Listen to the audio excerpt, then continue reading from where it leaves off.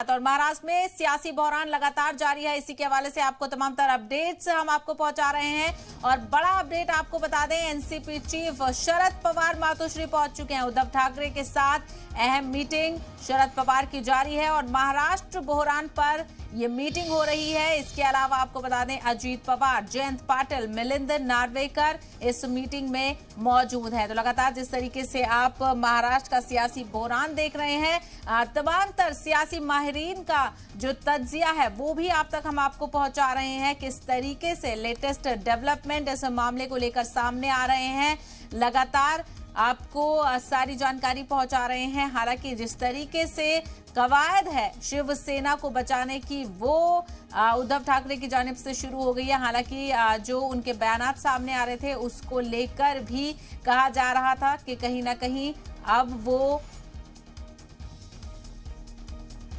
वो अपनी पार्टी को कहीं ना कहीं नहीं बचा पाए। लेकिन अब ऐसा लग रहा है कि शरद पवार की एंट्री से अब कुछ राहत मिल सकती है।